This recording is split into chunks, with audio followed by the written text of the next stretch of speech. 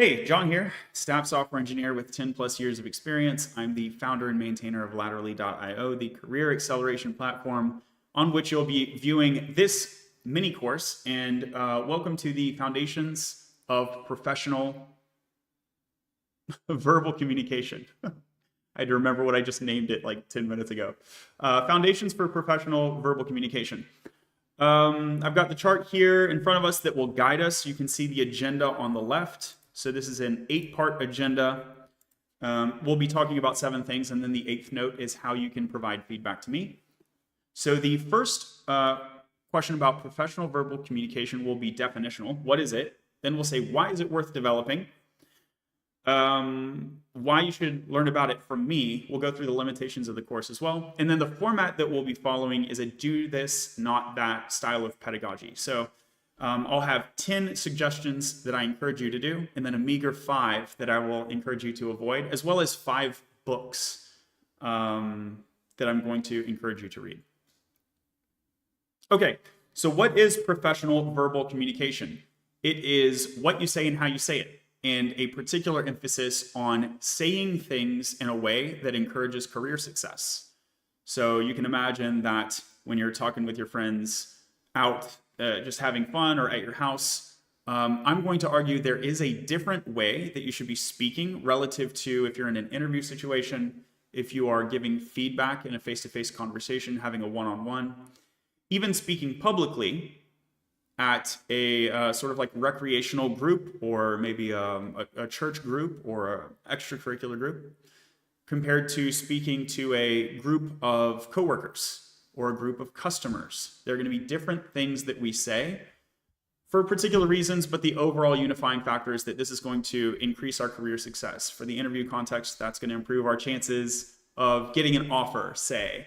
When talking with a customer, improve chances of maybe closing a sale or customer satisfaction. So these are business outcomes that we care about, and there's a particular way that you can talk that will improve your business outcomes. That's what we mean by professional communication.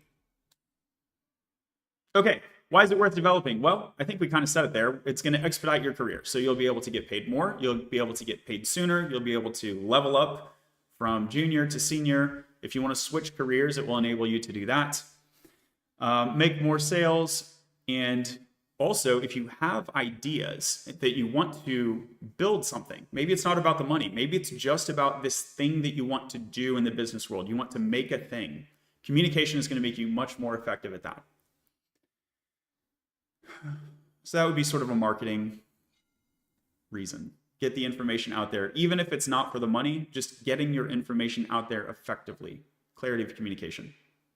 Okay, limitations of this course. The main thing that I'm not going to do in this course is go through social networking in particular. So Laterally has a different course on social networking. In addition, I won't give much information around content creation. Although, as you'll see, creating social media content is going to be a really useful practice vehicle for our communication. Obviously, because this is verbal, I'm not going to get into written communication. Those are going to be some of the limitations. Under item 7, we will have some recommendations to supplement those gaps. And I think it's worth noting even time management. Why is time management there? Time is going to play a critical role in the way that we communicate. And also, I'm about to mention some reasons that you should listen to me. And these success metrics that I have are a combined result of written verbal communication, social media content, and time management. So they're all going to play a role. So if you are interested in these outcomes, verbal communication will significantly help you, but it won't be the whole picture. And so I want to be upfront about that. So why should you listen to me? First, I do have a PhD in economics where I focus on employer perception. I know what employers want. I have more than 10 years of experience as a software engineer, including Capital One and Amazon. I'm name dropping Amazon because it's a well-known brand. I'm name dropping Capital One because those familiar with software engineering as a profession, this will be a smaller group, know that Capital One is actually reputed for high level of communication among engineers. In fact, this analysis from interviewing.io shows that Capital One had better communication compared to Google, Amazon, Uber, other big names. For some, this may be surprising, but this is like a point of pride and a data point that I like to call out. This measure of communication being based on interview performance. So again, going back to professional communication, there are going to be certain ways that we speak to drive certain outcomes. And when we say professional communication, we're thinking job-related outcomes that we're trying to drive, whether that's sales, feedback, interview, and so on. Okay, in addition to having this track record of experience, I also founded the Python Guild at Upstart. The Python Guild was a forum of conversation. We met monthly, and I had many, many opportunities where I presented on commercial topics and technical topics to a large group of professionals. Before my 10 years of experience as an engineer, I also worked in retail and food service, so I worked my way through high school and university. So more years of communication in other kinds of contexts with different customers and different coworkers. And then for the uninitiated, I'm a staff software engineer, which is a leadership position. So if you're not familiar with the tech industry, you may not realize that besides deep, nerdy coding work, I also do things like I have planned on-sites. I have contributed to quarterly planning, and I've been in lots of forums that involve cross-functional partners like product managers, executives, and individuals who are not just engaged in purely technical vocabulary. So that's going to be one of the reasons that I have a broad set of experience in various kinds of communication modalities. I also founded Latterly.io. That will be the platform on which you're watching this. Some of the success metrics around there: tens of thousands of social media followers. This data is as of July 2024, so could be more by the time you're watching. Over 15 million organic views, okay, even more including paid, but 15 million organic. And so I've regularly presented on a large audience with professional topics. And so even more sort of like metrics around Latterly's impact in this article. 10 notable achievements on the Latterly blog, Impact Accounting. And I've received positive feedback for my verbal communication skill in particular for a number of years. That wasn't always the case. It was after I began to implement some of the things that I'm going to share with you today. So there is a like rags to riches or like bad performance to good performance with a change in their story to be told, where I wasn't always a good speaker. I wasn't born with a silver tongue. The things that I'm going to share with you today, some of them came from feedback that I received at Capital One, for instance. And not only have I applied this in my own life, but I've successfully trained others. I've gotten plenty of people jobs, promotions, and then even if there wasn't a new job or promotion, helped grow their social network, improve their professional brand, and so on. So hopefully that sounds interesting to you. So let's start with 10 things that I recommend you do. And we may be able to get through this pretty quickly. The first thing that I want you to do is know yourself. You are communicating to other people. That involves 3 key elements: you, the people, and what you're saying. Also how you're saying it. So maybe 4 key elements. To know yourself, I do encourage you to take a Big 5 personality assessment. Different people with different personalities will hear things with different implications. Being able to get your unconscious bias and predict the assumptions of others is going to be a superpower for you. In particular, keep an eye out if you are considered to be extroverted. Maybe you're annoying people because you're too chatty. If you're introverted, maybe other people are misunderstanding you because they don't know the things that you know because you haven't actually told them. So introverts will have a bias towards discommunication. Extroverts will be talking too much. Neuroticism is something to watch out for. Someone may give a well-meaning feedback, and you may assume the worst. This is like a problem that individuals who are somewhat neuropathic may have. And even if it's not you doing this, someone else may be doing this. If you're wondering, wow, it's really hard. Like I've tried to kind of deliver this with soft gloves, deliver this feedback to this other person, and they're receiving it really harshly. And like, that's not my intent. Maybe that's their personality. So being able to understand the levers of personality that individuals have is going to give you better interpersonal communication. And then if you can just compare your personality to sort of normal personality, there are normal ranges for all of these attributes, the Big 5 personality assessment. That will also enable you to speak to groups, because groups will tend to have an average personality on average. So know yourself. I encourage everyone to take a Big 5 personality assessment and then adapt your communication style depending on your audience. We'll get to know your audience part 2. I also want you to create a vocal brand. 5 elements of a vocal brand. So should be easy to remember. Big 5 personality, Big five, vocal brand. Your vocal brand should align with your professional brand. When people hear my voice, I want them to knee-jerk reaction, think of X. And X should be aligned to your professional brand. So when I speak, ideally people are hearing a bit of an expert, someone with a bit of experience. And you want them to think of something which may be topical. Maybe you would like them to think of that guy who runs laterally. So they can associate your name to a topic or an identity, but then also how do you want them to feel? These should be positive things. We should be trying to associate ourselves to positive things. I would like people to feel happy. I would like people to feel curious, intrigued. And how do you not want them to feel? I don't want them to feel afraid. I don't want them to feel sad, angry.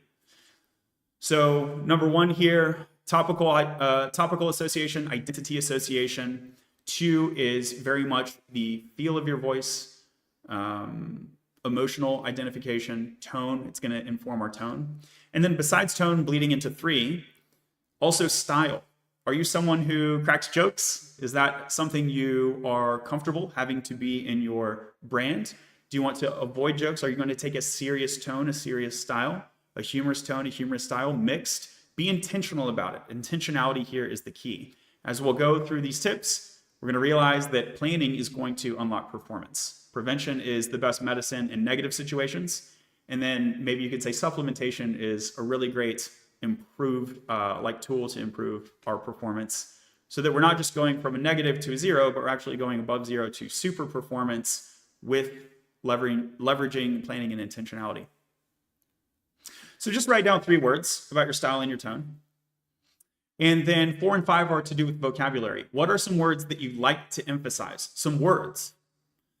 These could be common words. It could be words everyone knows, or they could be uncommon words. You're going to want to ask, do I want to come off as normal or a bit different? And different here doesn't need to be bad. Experts are often associated with interesting words or ideas or concepts. Are you trying to do that sort of thing? Or do you want to take a very mundane concept and sort of be the go-to person for that? Okay. What words do you want to emphasize? What do they mean when you say them and why? So that if someone digs in and says, oh, John, you said X, Y, and Z.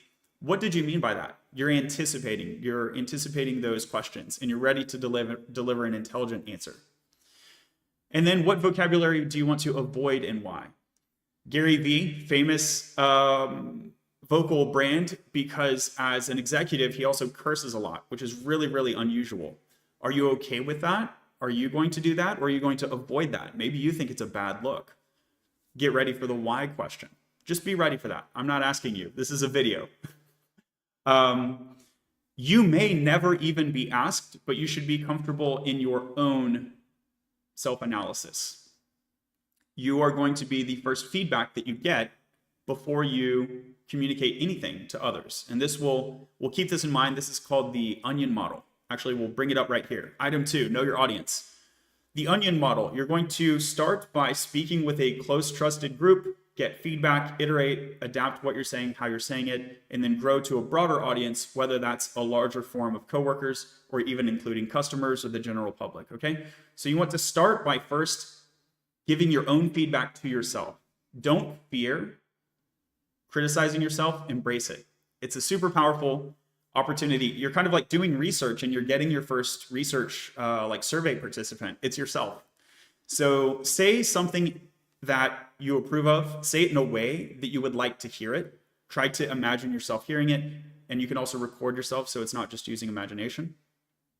Once you approve of the thing that you're saying and the way that you're saying it, break it out to some in your group, and then maybe the full team. Like I might speak with my manager first in a one-on-one context, get some feedback, refine, or get the go-ahead, and then bring the information to the rest of my team. And then maybe there's a sister team or a larger organization that we want to share that with. Sometimes there's not. Sometimes like the only person you need to talk to is your manager. But if we're thinking about the onion model, there are cases where we want to refine, gather feedback, and then build a bigger and bigger message that we're sharing with a broader audience. And this also takes some of the pressure off, actually, because now you're having a collaborative message that your team has jointly created. And so even if it includes something misspoken, That's not your fault, right? The team has contributed to that, okay? So one of the things that the onion model does is it prepares us for a large audience by giving us some bulwarks so that we don't need to take mistakes as personal negatives. And that's going to be something that we're going to want to keep harping on, and it'll come up in a few of the other items, is that mistakes are growth opportunities. Okay, so know your audience. Thinking about groups and individuals, very often you'll have a personal relationship where you can override what you would normally do because you know something unique or interesting or special about this person. You might have some social capital or a long-term relationship that I've built up with Jim, and so I can be more direct with Jim, say. Or me and Jim may have a prior agreement about the way that we communicate. Jim may know that, hey, I might shoot you a Slack message at 9 p.m. Please don't respond until like the next day. Like, I'm just getting it off my chest before I forget. Respond as you have time. Someone else might be freaked out by that. Maybe I have a new hire on my team. And me, the staff engineer, I'm shooting them a message at 9 p.m. and they're thinking I need to respond now, like this could be an emergency, and they're panicking because we haven't had the preliminary conversation to prepare our interpersonal communication. So when you have a general strategy, you want to tailor and override that based on the additional information you have for the current audience. This includes interpersonal, and it also includes group to group.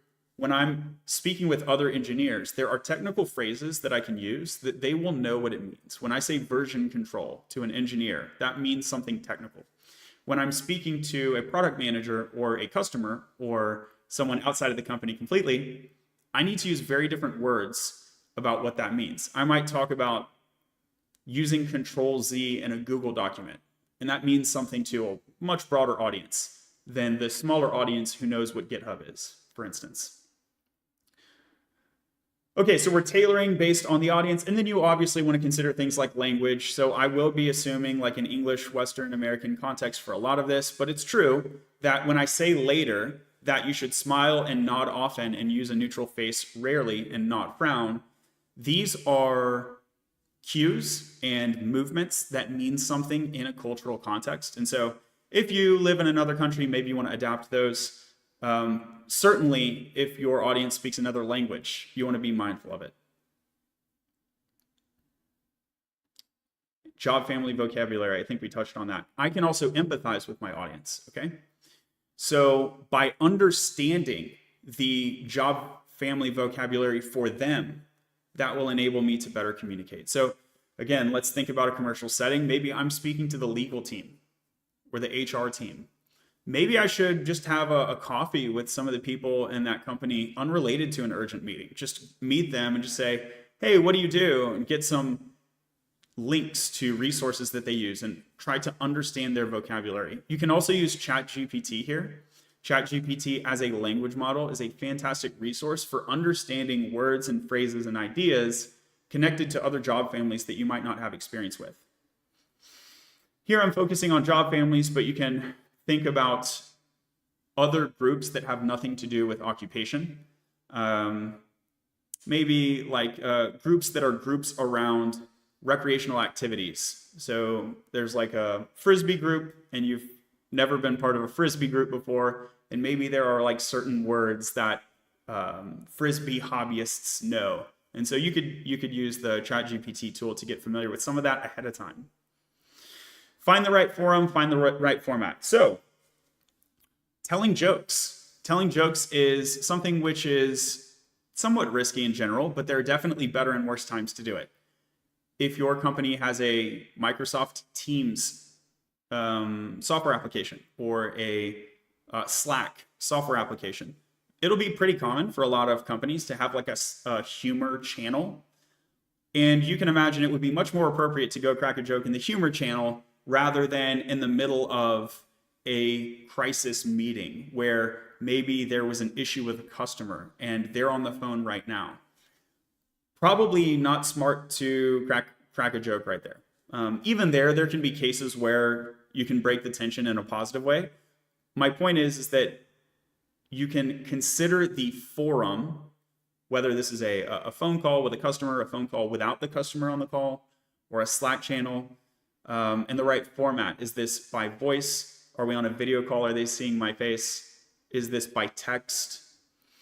These are also by email, right? Is this by text or by email? These considerations are all going to be relevant. Are you using visual media? Are you using a video, a picture, text? Is this a work meeting? Is this a happy hour? The right form and the right format. Be concise, but also give enough context. These are going to be pushing against each other, in case that isn't clear. In the blue here, I've used semicolons in a few places, and sometimes they're pushing against each other, right? So if I'm too concise, then you don't have enough context to understand what I'm saying or make a decision or apply what I'm saying in a useful way to you. And so I need to give you enough context, but not be overwhelming, because if I'm overwhelming, you're not going to be able to process and do the thing in that case either, or make the decision or whatever. So it is a hard thing to balance. In case of an error, and you will make an error, don't be afraid of the error. You're going to make an error on the side of over communication. So in professional communication, we prefer over communication to under communication, but also try to avoid extraneous information or context that isn't helpful. You may remember from grade school, you may have received a word problem in your math class. And your word problem may have included sentences that don't impact the math at all. And you would draw a line from them, and your teacher would ask you, what is the relevant bit of information in this paragraph? Try to provide a message, and this goes for written and verbal. When you're communicating, try to provide the information that impacts the decision that you are trying to get to or the outcome that you're trying to achieve. Remembering that professional communication, we really call it that because it's associated with particular business outcomes. So being able to plan ahead of time, think about the outcomes that you want, and then work backwards to the question or information that you're going to ask or provide. Working backwards from the outcome is going to improve your planning. And remember that we want to use planning when we are communicating. That's our superpower here. Okay, there's this thing called Don't Say Hello. So nohello.net, this is like a professional best practice for communication. Here we have an example of Keith saying hi, and all he does is say hi. So don't just say hello. Don't just say hi. Give them the context now. Give them the context now. And this is for written and verbal. Now, if we are having coffee, and if I just say, hey, Jim, that's less of a problem than if I Slack you, hey, Jim. But I would propose that even if we're having coffee, I might want to say more than hey, Jim. I might want to say, hey, Jim, what did you do over the weekend? This is one of those sort of like very common questions, icebreaker questions that you will use in a professional setting. And it avoids have you ever been on like a Zoom call and like two people join before the meeting starts and you just kind of like stare at each other? There's like an awkwardness that happens there. One of the things that you can do, this is going to be tactical for Zoom, but one of the things that you can do there, by the way, is join with your video off and your audio off, and then there's no expectation of talking, because here's what's really cringe. If you join with your audio and video on, and then you turn it off without saying anything, that's super cringe. So we want to avoid these cringy situations, and one of the things that we can do is we can use an icebreaker, even if it's tired, even if it's boring, even if it's been used, go ahead and use it. The purpose there, we understand the purpose. It's to avoid these cringy situations, and you are building a modicum of social capital. By all means, ask Jim a different question. Like, don't ask him the same question twice in the same day, right? By all means, come up with a different question. But I think it is good to use an icebreaker, even in verbal communication. It's good to accompany the greeting with a question.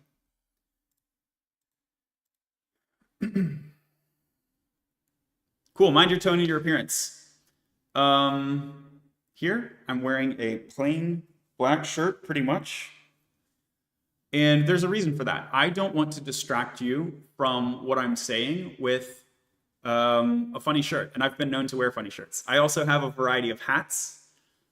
And I am not wearing any of them in this stream, because in this stream, at least what I'm endeavoring to do, is be a bit of a teacher. Hopefully that's working out well. Let me know. And part of that involves a slightly serious, or at least the absence of distraction and humor. And I'm doing that intentionally. If I was giving a stand-up, if I was, at a stand-up comedy show, it would be very, very different. My mannerisms would be different. My attire would be different. Probably the lighting would be different.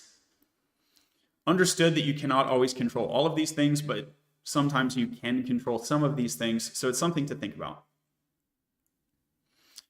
One thing that you can very often control is your smile. And then the nod here is really important. So in professional communication, it's even going to be different than what I'm doing right now. So what I'm doing right now is a bit of a lecture. In professional communication, particularly if you're in the room with someone, very often you're going to want to have a multi-way discussion rather than a lecture. So lecturing is not a particularly good way to run a business. Frankly, it's not even a good way to teach and learn. So I hope that you put these things into practice, because background learning on a video only is not going to be an effective way for you to actually change your behavior. You're going to want to watch this video, provide feedback so that it's a two-way conversation. Maybe in the future I can improve the video, or maybe if you send me an email or direct message, I simply reply to that and our conversation becomes more tailored and relevant to you that way. So being able to communicate back and forth, and also you putting this into practice. Do the thing. Do the thing. Here I have said create a 5-line vocal brand. Write it out by hand or type it out by hand. Don't just hear the lecture. Do the thing, and this is going to be much more effective for you as a learner. Similarly, we want to do more than just talk in the business world. We want to drive impact and change, behavioral change. We want people to be doing things or thinking about things in response to our comments. If you have a phrase or a sentence or a speech or a meeting, which you could say, and you know ahead of time, there is no way this will lead to an actual change, delete it. Delete it. That is a great case of extraneous information. Remember the example of the math word problem. That is something you should draw a line through, and your business will be better off if you do it. One thing we don't need more of in business is more meetings. We don't need more meetings. Okay. So in the, again, some of this might be in American context. I simply can't speak to other cultures as well, but in the American context, smiling is going to be super helpful, even if you are not able to see the other person and they cannot see you. If you are on a phone with them talking and you smile, it will change your tone of voice. This has been studied. So salespeople will be, as a best practice in sales, will be told to smile or even have a mirror at their desk, even though they're only using the phone with the customer. Okay, so smile, nod. The nodding drives active engagement, even subconsciously. So when you're in the room with people, or even if you're on the phone, you're nodding because you're going to want to adapt what you say to their comments. Going back to number 2, know your audience, empathize with your audience. You want to tailor and customize your message so that they can hear it. You want to hear them and they want to hear you. Empathize with your audience means listen to what they are saying. Professional communication is a multi-way street. It is not just you. We're going to get to the things that you shouldn't do. But one of the things you shouldn't do, this will come up when we go to the section 6. You shouldn't be speaking just to express yourself. That's not a professional way to communicate. You should be speaking to drive towards some outcome or action that's in service of the business or your career. Okay, and even in the case of a negative situation, frowning rarely helps. Frowning rarely helps. So using the smile will change our tone. Nodding will drive, even subconsciously, the active listening, and that will improve our multi-way communication. And the neutral face will do a couple things. One, other people will stop assuming that you're mad. When people assume that you're mad, this creates problems. When people assume that you are sad or frustrated, this can often create friction, and it can distract from the message that you're trying to communicate. The other thing that it can do is that sometimes bad actors want to make you mad or want to make you sad or want to cause you to negatively react. By maintaining a neutral face, even in the face of a negative situation, you remove their feedback that they are getting the bad thing they want. Okay, so there's two big reasons that the neutral face is useful even in a negative situation. One, if there genuinely is a crisis with the customer is on the call, by maintaining that neutral face, you are going to be able to drive the conversation to focus on the message. So you're going to help keep things calm and clear, which is going to de-escalate. Okay, that's the first reason, is that in the face of real panic or real problem, the neutral face mitigates the downside of that fear and panic. And then the second reason is that you're not feeding bad actors and you're not giving a signal that would reinforce that conversation. And then hopefully you end that conversation quickly. So we want to smile, nod, and use a neutral face, don't frown. This will also link together when we get down to 9, thanking and appreciating. In an interview context, let's say that the interviewer I make a mistake, I'm being interviewed and I make a mistake and the interviewer corrects me. I could grimace. I could go, oh, I messed up. That is going to stick with them as they recall how the interview went. The other thing that I could do is I could maintain a neutral face and I could appear to ponder or consider what they said. And then I could thank them. And this will be in their mind much, much better. If I'm considerate and positive and thankful, this is a much better situation to be in than someone who is, first of all, making mistakes, remembers making mistakes, and then even apologizing, which you might think that apologizing is a good thing, but it's not the thing you want them to remember, okay? So when we talk about professional communication, this is not a moral category. It's not like professional communication is immoral communication. That's a wrong association to make. Non-professional communication is simply communication which doesn't help you achieve professional ends. So sometimes there are multiple things that you can do, which are all good ideas, but one of them will be more professional. Does that make sense? Okay. What else should we do? We should plan when possible. I think we've harped on this. Anticipating responses. When I talked about the vocal brand, one of the reasons we want to know the reasons why I like this vocabulary and I don't like this vocabulary is that so that we can have this professional brand, professional identity where over time I'm going to be known for having certain views and then I should expect pushback on it. The pushback is a good thing. Actually, the pushback helps me refine and improve my views, but it also allows me to become the go-to person in these certain categories of discussion. At my company, I may become a leader in a category. And so as a leader, you should be able to anticipate responses, even welcoming feedback. And then we want to use time as a communication tool. So in the same way that I don't want to overload you with too much context, maybe all that context is important. How can I give you 10 times the context that you can process in a minute? I can say it over the course of more than 1 minute. That's the answer. I can space this information out. I can slow my speech. I can pause for a point to sink in. And if I'm not familiar with this technique about how to speed up, how to slow down, I can simply practice. That brings us to number 7. Although this item is called number 7, it's arguably the most important point. I don't know. So when I'm talking in a professional setting, I matter, the listeners matter, the thing I say matters, how you say it matter, all these matter. It's really hard to say that one of them matters more than the other. They are all essential to the act of communication. But it's really hard to understate how important practice is.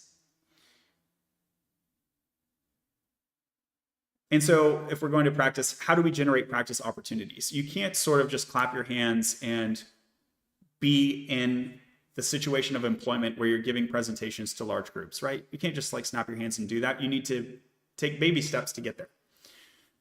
One of the best baby steps that you can do is start creating social media content. I highly commend this to you. I became a much better speaker after I started live streaming, and I would live stream with other people having discussions, and it starts to feel like improv.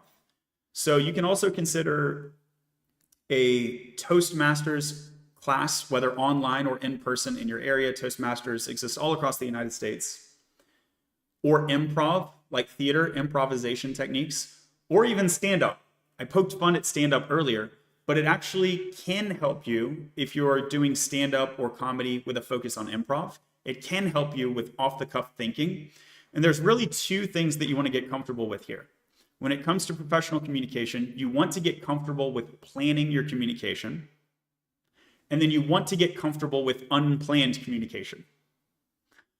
When would you need to leverage unplanned communication? Why wouldn't I just be silent until I had time to think? One of the reasons that using time as a communication tool sometimes means doing things almost immediately or immediately. There's research that shows rapid feedback is good feedback. Another thing is just that opportunities expire. And then a third would be that sometimes if you don't take action quickly enough, people forget. And so there is, if you're trying to drive action, either in yourself or in others, sometimes just after a meeting, everyone is primed with the same context, and a certain series of actions is going to be best served if you do it in the very short time frame. Relevance dissipates over time, and when relevance dissipates, often priority dissipates, and then sometimes people just don't want to do the thing anymore if you've waited a month. And if nobody has cared for the past month, why would they care now? So time is a communication tool. Earlier I mentioned being slower, pausing, but it also works the other way, where sometimes you need to apply urgency to drive communication.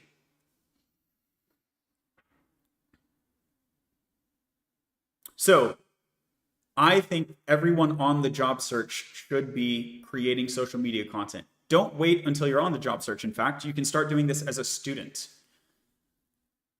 This mini course, this video right now, I will not dive into content creation.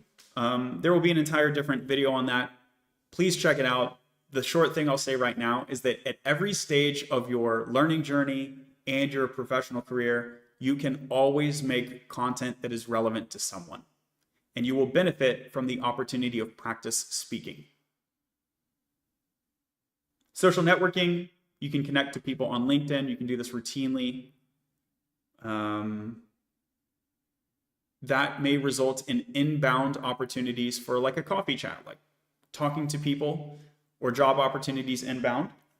In a recent job search this year, I was involved in the job search, and 50% of my interview opportunities were inbound in connection with my social media content creation. Not only does that help me land a job, but it's also a number of practice areas for speaking. The best way to prepare or practice for an interview is to have another interview, right? What's better than a practice interview? A real interview. We can do a practice interview where we set a timer on our phone, create some artificial setting. Maybe we're having a practice interview with a friend, a family member, a peer. All of these things are interesting and useful techniques to create a practice interview, but a real interview creates another level of pressure and authenticity that can't be gamed or faked. Okay, and then another technique from improv is this yes and. When you're in a professional situation, you'll definitely get pushback. One of the things that you should do with that pushback is leverage it into a mutually agreed or apparently mutually agreed solution, synthesizing the feedback. You should be proactively encouraging people to give you feedback. Don't avoid feedback, use feedback. It will make you better. It will make your message, the way that you're delivering it, better. So we're using the onion model. So I'm getting information from my manager about how to communicate a topic. I'm getting the go-ahead to speak with the rest of my team. By the way, John, I would include this note, and I would say that other thing, maybe leave that other thing out. I would say it at this date. Here's a good forum. Here's a good meeting to bring that up. Thinking about a waitress at a restaurant. Here, maybe we should do this before store opens, after store closes, in the middle of the day. When we think about the right forum, that includes the right time and location. These are elements of the forum. Okay, so when you're given the feedback, you can create buy-in That is, you can create support for your idea or mutual support for some action that you're trying to achieve by incorporating the feedback. So one of the ways that you can vocally cue that you are incorporating the feedback is to say yes, or to say thanks, or to say very good, or to say that makes sense.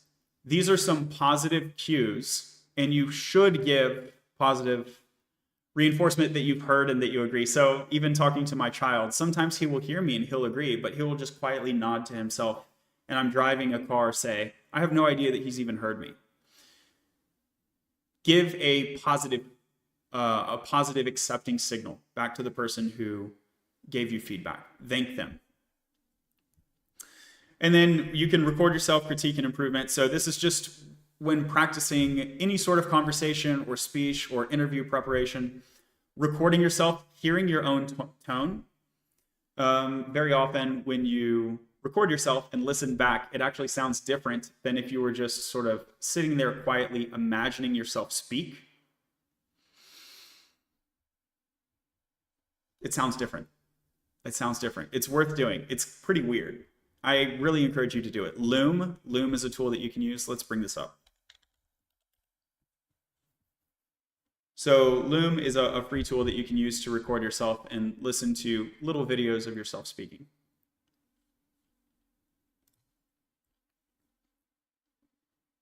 Okay, let's go back to the part where I said we should incorporate the feedback of others.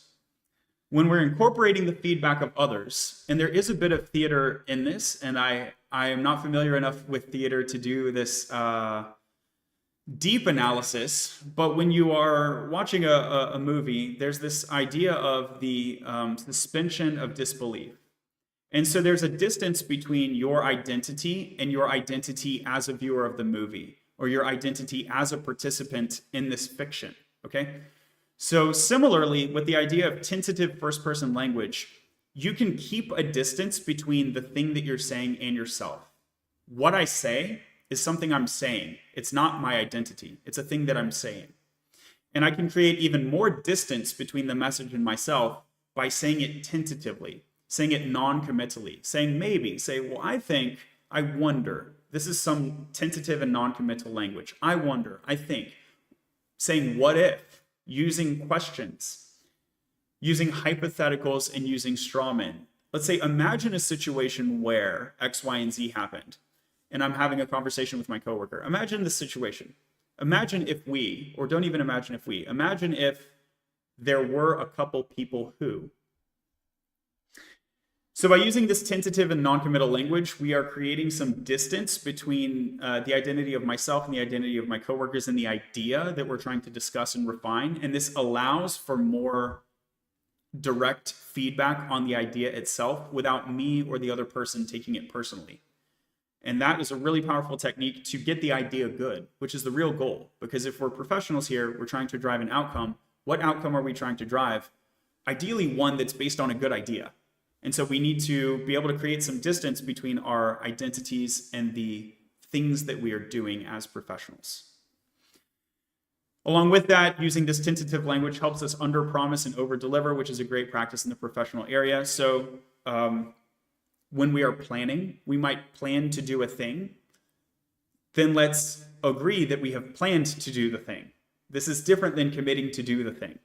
I'm not promising you that it'll be done. I'm promising you that it's the plan that we have agreed to. And I may promise you something like, I'm giving it my best professional effort or something like that. We are trying. It's the current priority.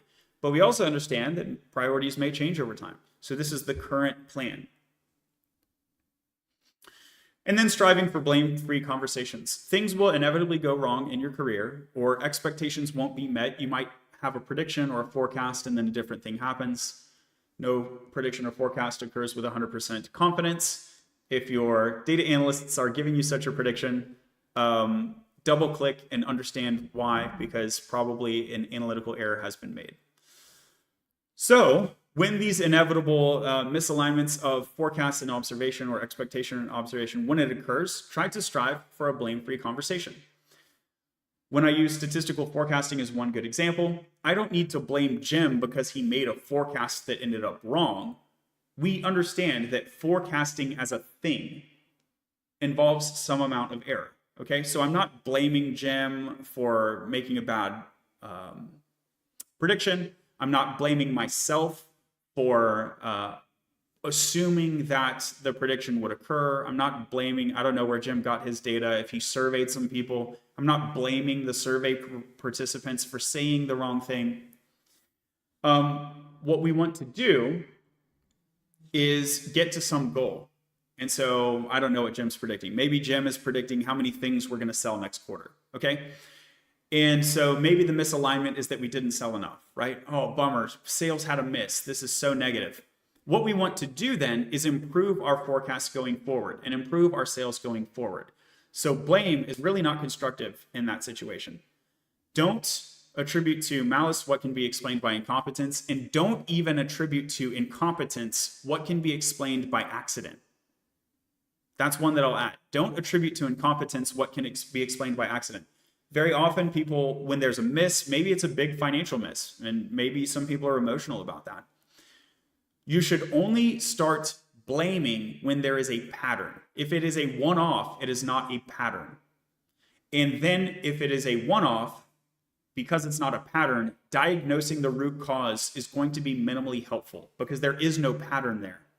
Once there's a pattern there, you can try to ask 5 whys and understand what is the root cause of the pattern, and then some remediation might be useful. But if it is a one-off,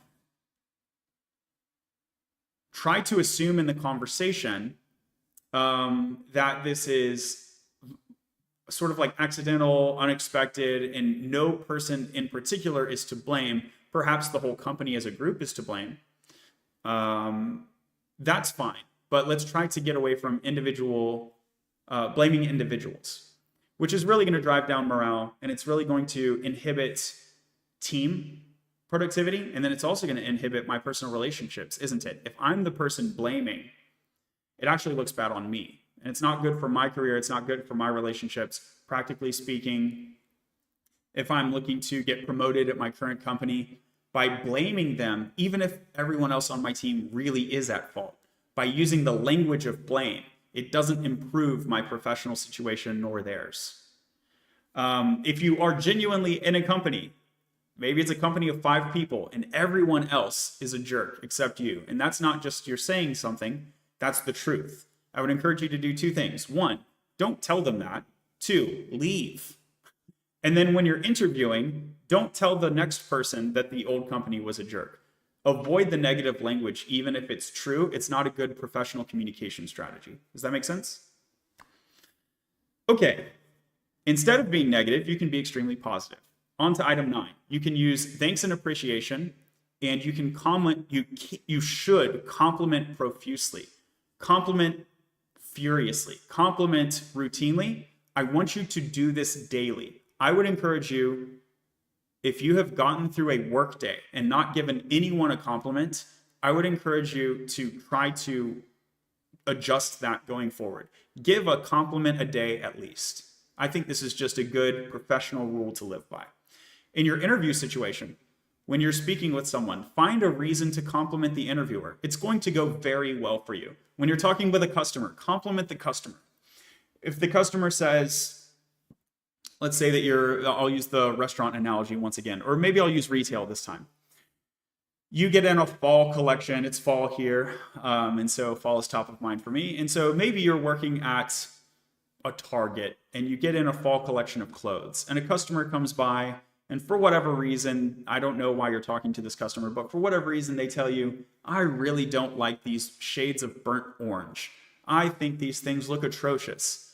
Find a reason to compliment them. Say, well, I think that makes perfect sense because these other things would look much better on you. And like clearly you have done some self-reflection on what looks good on you, right?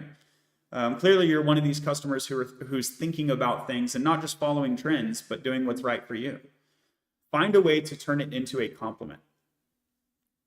And then taking notes is your own is a superpower. Item 10 is pretty quick, but it's really important. It can't be underrated. Don't delegate note taking. Take notes yourself. You may have an AI assistant join a Zoom call. That's a cool move. Take your own notes in addition, even if it's highlights, even if it's shorthand. Sam Altman takes notes. This is like a executive level activity. Writing it yourself is neurally reinforcing. You're going to remember it better. You can, if you delegate it, also do it anyway. So I think you should not be delegating note taking at all. But if you delegate it, or if you have someone else taking notes, you should also have a second perspective on the note taking. Not only is it neurally reinforcing, so you're going to remember, it also helps you shape and control the corporate narrative, because the person who took the notes is the person who knows what's going on. Verbal communication, we've been talking about verbal communication, and it's really important, but I want you to keep your receipts and I want you to keep documentation. And if the communication style at your company is highly verbal and none of it gets written down and none of it gets documented, when an issue comes up, it's hard for you to be in a position of power and authority, because it's just he said, she said. It's just hearsay. But if you routinely take notes after a conversation, whether it's a meeting or not, if you just have, maybe you have a daily journal and you're just chatting with a coworker and you just write in your daily journal what happened today. Down the road, this can benefit you. It can help you brag better. So if you're going for promotion, you can list off the things that are sort of achievements that will help you improve. Or maybe someone just does forget, as we inevitably do when things are so highly verbal, and you're the person who remembers. Well, don't you look smart? That's great. That's a great position to be in. Or maybe the worst happens. Maybe someone accuses you of forgetting X, Y, and Z, and you say, actually, Jim, you were like, at least according to my notes, we're going to use first person tentative language. Like, I could be wrong, Jim, but as I recall and as I wrote down, I was under the impression that you were going to take that on. So by owning that myself, as I recall and as I wrote down, I'm giving some authority to my recollection. I'm still not saying he's necessarily wrong. So there is some path to reconcile our different views, right? But I'm just saying, based on the information that I have, this is the reason that I thought or I did X, Y, and Z. So it becomes more justified. It becomes more understandable. Great. Those are the 10 things that I think you should do. And what are some things that I think you shouldn't do? I think you shouldn't speak just to express yourself. If we are talking about a professional communication setting, that means that we are thinking about coworkers and customers and driving group action. This is not a lone wolf, one person who may be an entrepreneur by themselves. Even in that case, you're going to want to consider the customer, right? So even entrepreneurs should be considering, when you're speaking to a customer, you're doing this for a reason, and it's not sort of like an artistic expression, where in an artistic expression, you might make some expression just because it gives you joy to do that thing. In a professional setting, I want you to push back against that, and I want you to prioritize the overriding professional goal, whatever it is at hand. We have so many different goals, and it might change month to month. So it could be your long-term career goals. It could be the interview that you have today. It could be the sale that you want to make next week.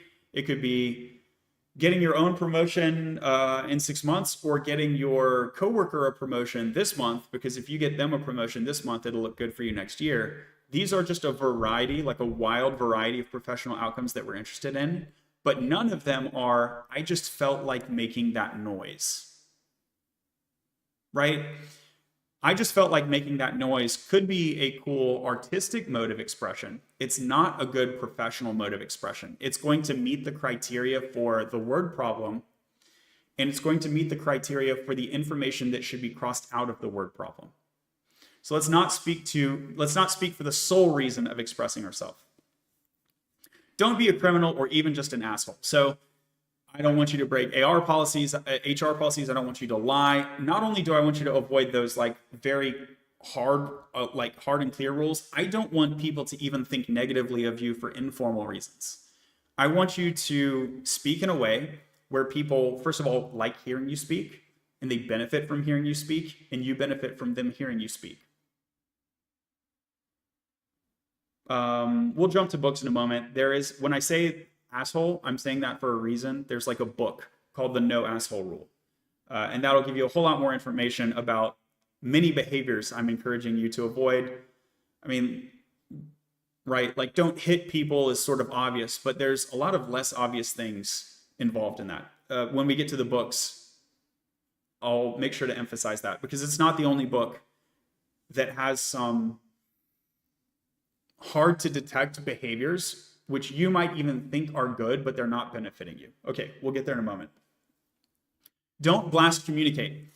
So we've talked about the onion model. This is what I do want you to do. You talk, get some feedback from a trusted group. You improve your message. You're sharing credit for the authoring of the message across this group, and you're growing and getting to a broader and broader audience. Finally, as a last step, you might, if it comes to it, share across the whole company or share outside of the company to customers. I don't want you to do blast communication, which is, I have a great idea. I'm going to send it to the customers. I have a great idea. So that would be like an email blast, maybe, would be a really good example of a bad thing to do. Or even an internal blast. I have a great idea. I'm going to blast it to my org or my whole team. Try to identify 1, 2, or 3 people or stakeholders that you can talk with first to refine your message and leverage their input to create a bigger, better shared message.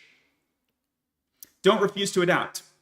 Over time, new data comes in when people give you feedback. So you're going to want to adapt over time. You're going to want to adapt when new data comes in. You're going to want to adapt and tailor depending on your audience when you're speaking to different people. I encourage you to have a consistent message as long as it's true. So like, I'm not asking you to compromise on the truth of your content. I'm asking you to adapt the way it's presented. I think that's crucially important. And then in a second stage, I encourage you to remain open, even to adapting the content of the message if the evidence changes as well. It's not going to go well for you if you're just doubling down on something that's technically incorrect. That's not going to go well for you either. So try to be open-minded. This is harder for some people, easier for other people. Go, as I mentioned, do take that Big 5 personality assessment. This will be related to the concept of openness. Just make a quick note to yourself. You don't need to tell everybody else, but make a quick note to yourself. If you notice that your openness is relatively low, then you might want to put some extra effort into this particular practice. And it is something where practice can overcome almost any of the friction here. Going back to item 7, practice, practice, practice is going to overcome the vast majority of the comfort issues you have. And then also, if you don't have a natural disposition to tailoring your message or adapting it, some people are almost like chameleons. Like they just naturally adapt it on the situation without even needing to practice. To the point, sometimes you even wonder if they even have like a content of their message or if they're just saying things that people want to hear. And the truth is, when it comes to professional communication, just saying things people want to hear is not a bad strategy. I don't encourage it, but that's an explanatory reason why sometimes you'll see people fly through the ranks and you're like, they don't actually know what they're doing. How are they getting promoted? And it's because people love talking to them and they benefit from this. So some of this has to do with personality. I'm hoping that you have both the right data and the right modality of presentation. And so if it's difficult for you, if you're just naturally not predisposed to adapt your message, make a practice of it. Practice can help you speak to people in different groups with different assumptions. Visit different, on social media, use multiple platforms. The way that I get a message to do well on Twitter is different than the way that I get that same message to do well on TikTok. And here in Twitter, in that case, I'm having in mind text versus TikTok, which may have a visual element.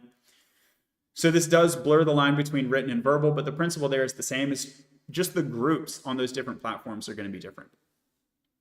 And you can look for a robust message that sort of works well across, and then you can get a feel for the ways in which you might want to tweak it per platform in the case of social media.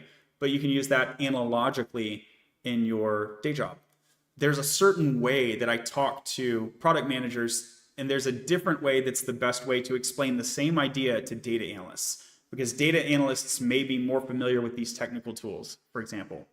And that would be a different way than I would speak to it with the people who are in operations that do the phone calls with end users. Like, I'm just imagining Walmart.com here for whatever reason. Like if you have an issue with your order and you end up calling their phone center, you and the person at the phone center and then the people who are actually making the thing that you bought, y'all are all going to have different context, and there's going to be different normal ways of talking to each of those groups. So try to get a feel for the ways that you should adapt the same message, which is like, hey, my package is messed up. And immediately there we can see one of the ways that I should adapt that. If someone comes up to me and says, hey, my package is messed up, I don't even know what package they're talking about. So there's elements of information that you will adapt depending on your audience, because some people have prior background and context on that. And then there's also the manner of speaking, right? What you say and how you say it, both should be adapted under this number 4. Okay, and then don't fear. I don't want you to fear with the method of communication. So don't fear about making mistakes. Don't fear about criticism, not because it's not going to happen. Don't fear it precisely because it will happen, and it's a good thing. When we get to the books, I'm going to have you read number 3, Mindset, which is going to teach you about a growth mindset. Errors are how we learn. How do you know to do something better unless something better does exist, which means that the thing that you did is not the best thing, which means in a sense that's an error. So the distance between what someone does and the best way to do that, that distance is often called an error. And you can look at that distance, the cup being half full, say, and you can say, man, I spilled some water. Maybe spilled some water is the wrong analogy. But you can say, man, that's like a big gap. That's like a lot of missing water. Or you can say, oh, this is where I should go put some water, right? It's the same situation, but 2 ways to view it. So reframing. What about the content? Sometimes information is really scary. Am I telling you that you should just not be afraid in general? You just shouldn't be afraid of anything? That's not what I'm telling you. If there is genuinely scary information in the business world, and I'll give you 2 examples. Maybe one example is there's a real issue with a customer and you're really worried if you say the wrong thing, they will drop you, and this represents like half the revenue for the company. Okay, so there's critical business issues, high stakes.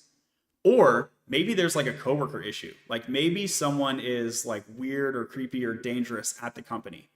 And so that's another kind of real issue that happens sometimes in the professional world.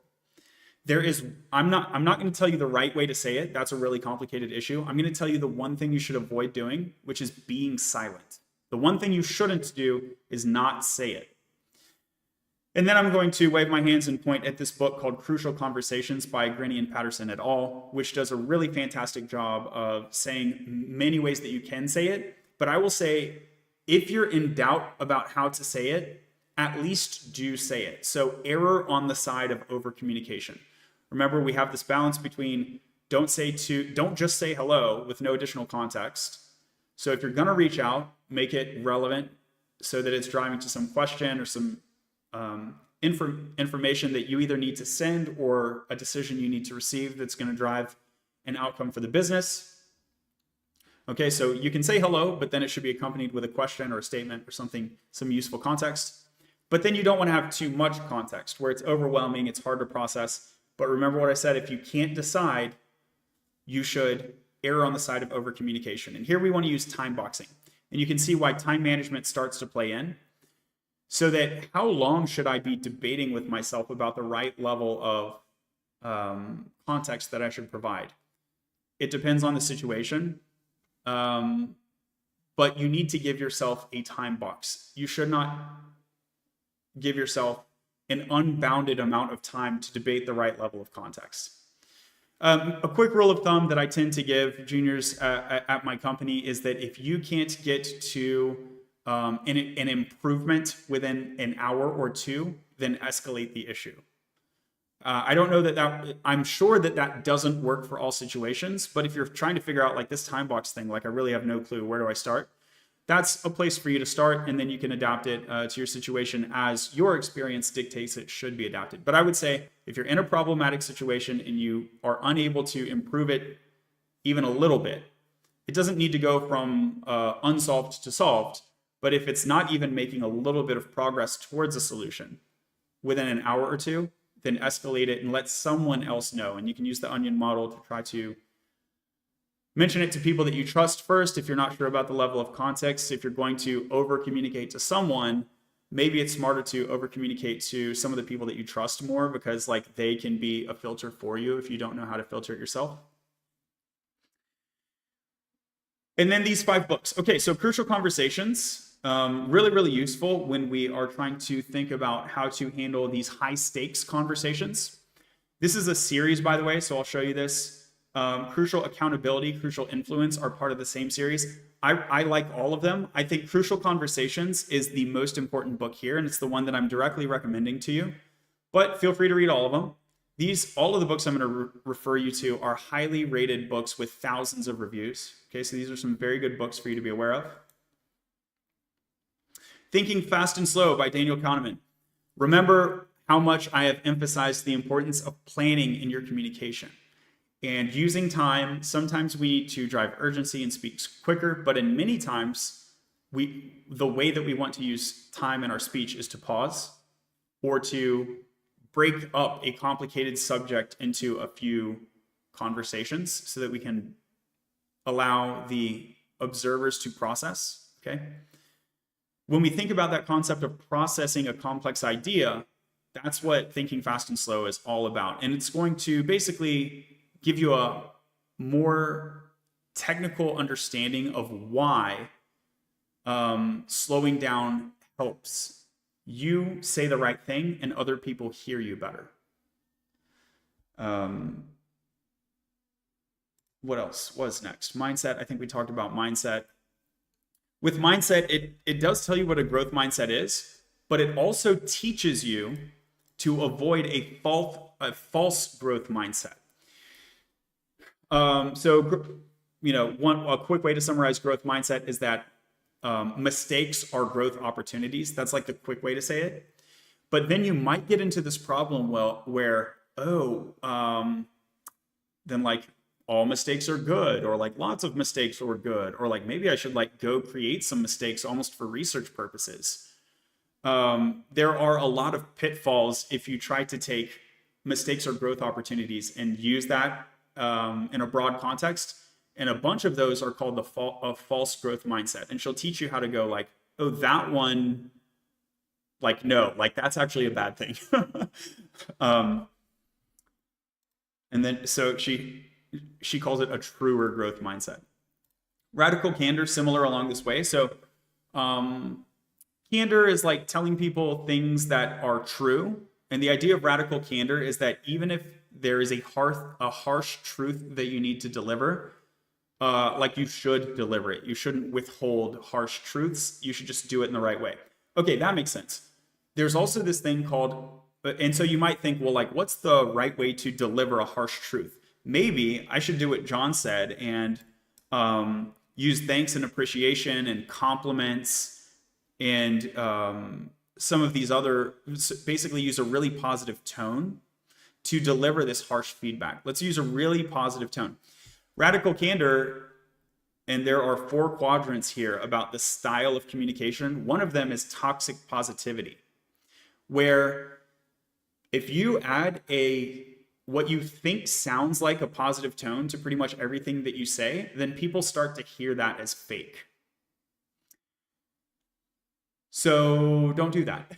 And also, the other thing that you shouldn't do is, oh, people hear all my positivity is fake. Maybe I should sprinkle in some negativity just so that they can see the difference. That's also the wrong thing to do. I gave you kind of a quick bit about this when I said smile, nod, and use a neutral face in a negative situation. So there you're at least saying, okay, this is like a serious situation. But it's not serious because there's negativity. It's serious just because the neutral face is being used. And you may get to a point, I think this happens with me and my wife both. I think you get to a point where people can read your face and go like, okay, he's in serious mode. That's not a bad thing as long as serious mode is associated with there's maybe a large urgent issue with a customer that we need to speak clearly about, decisively about, with high urgency, with high priority. Those are okay things to have associated with a serious face, as long as it doesn't turn into a negative situation. Radical candor is going to help you with that. Radical candor is going to help you with that. And then the no asshole rule, right? So I don't want you to be an asshole. What does that mean? Some of this, like, don't fight with people, is really, really obvious. Don't get into arguments that are like that even seem like arguments. If you are a great speaker, you will be able to have what is truly an argument, but no one will feel like they're being argued with.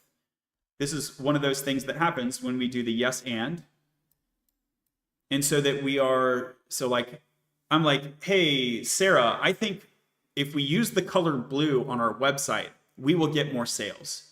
And she says, well, John, like I read some research that says like the color red gets more clicks.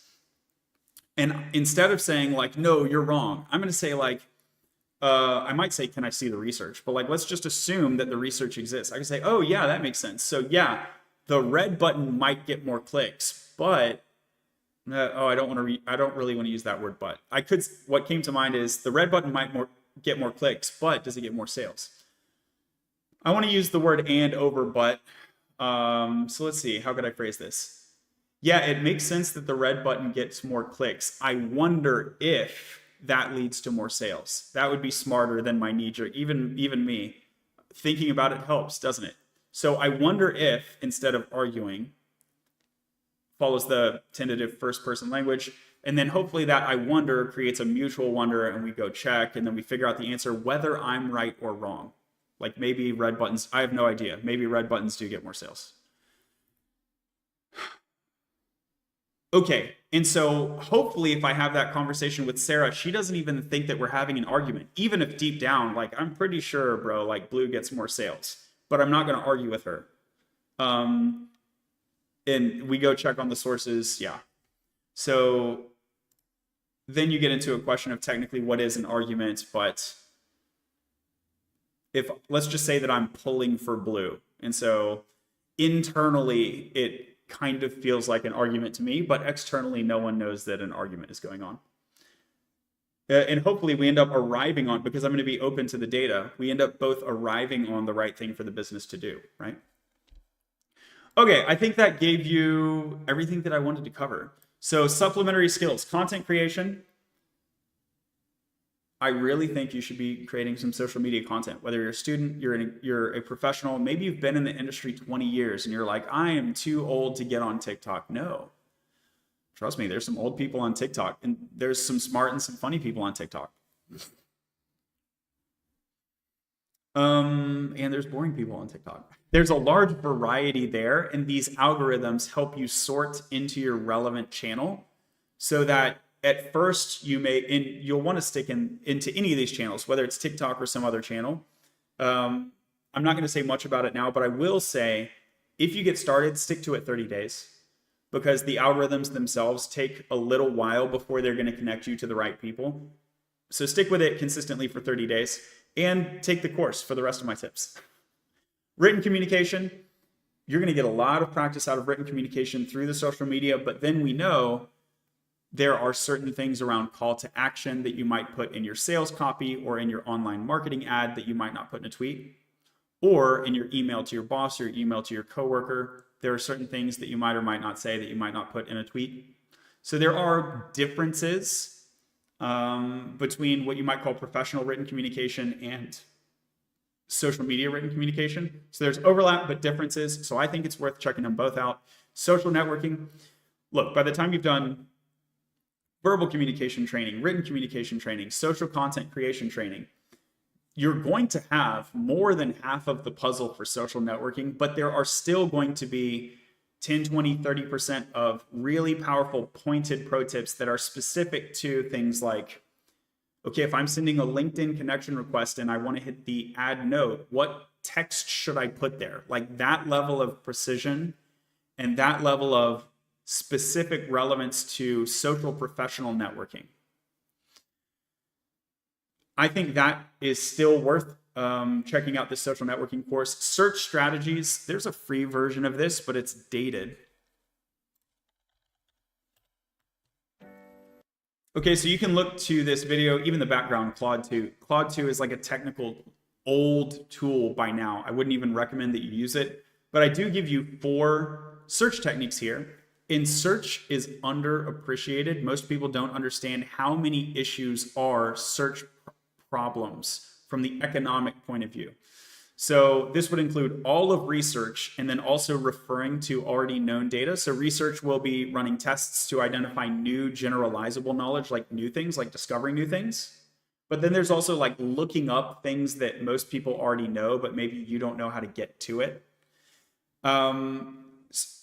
All of these are search problems, and that's going to include in your professional life things like finding job posts that you want to apply to, right? Or even finding these books. Like, how did I know that these were good books?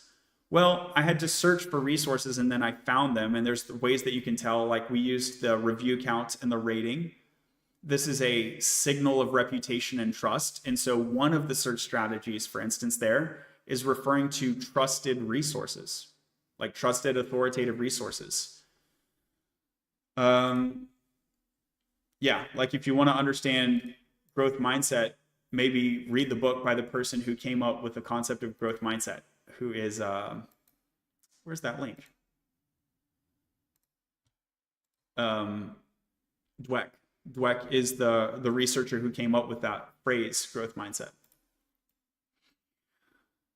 And there's a bunch of others, like phone a friend. You think about Who Wants to Be a Millionaire? Phone a friend, that's a search technique. Okay. And then time management. Time management. So we talked a little bit. We already know that time is going to overlap with the delivery of your message. Sometimes I want to use urgency. Sometimes I want to use pauses. Sometimes I need to break up a complicated idea and disclose bits to different people over time so that I can say things well and so that they can hear me well. And so that there's opportunity at every step for feedback and refinement of the message as we roll it out to a broader audience. That's true for verbal. That's going to be true for written. There's an element of truth to that that's applicable to social media content creation. Maybe you roll it out on one channel, you get some comments, it helps you say the thing better when you go over to the other channel. So there's a lot of overlap here, but I really, really believe that if you look at the time management video, there's going to be more than 10 tips there, concrete tips. And there are these really specific tactics that, okay, sure, I can see the overlap with the other courses, but there's these really specific tactics that deal more directly with the issue of time management. And again, I won't say much here, but the example that I give in that video is that some people consider time management skills. They'll find themselves in traffic, say, and they're running late to work, and it's like a crisis situation. And they say something like, if only I had another hour in the day, then my life would be better. And that's not a good mental model for what time management techniques are. You're not going to break out a technique in the middle of traffic that makes an hour appear. A lot of it has to do with similar to what we've said here, which is that prevention is the best medicine in a lot of cases. And so I give you tips about how to budget your time, almost like a financial budget, but not. And calendar, like how to use your calendar in effective ways. So I'm not going to, the time management video will not make your 24 hours into 25 hours, but you, I think, will be very happy with the ability that you find to get more productivity and value out of the hours that we do have. Hope this was helpful. You can drop me an email. Here's my email. You can also join the Latterly Discord. So if you go to latterly.io, under the community dropdown, there's the Discord button. And then I have all these other social media, such as the one that you're watching this on, or my Twitter, or my LinkedIn, or GitHub. So Latterly is an open source website. So if you know how to use GitHub, you can go directly there and suggest feedback using GitHub as well. Hope you found this interesting. Thank you so much for being here. Have a great day or evening or whatever time that you're watching.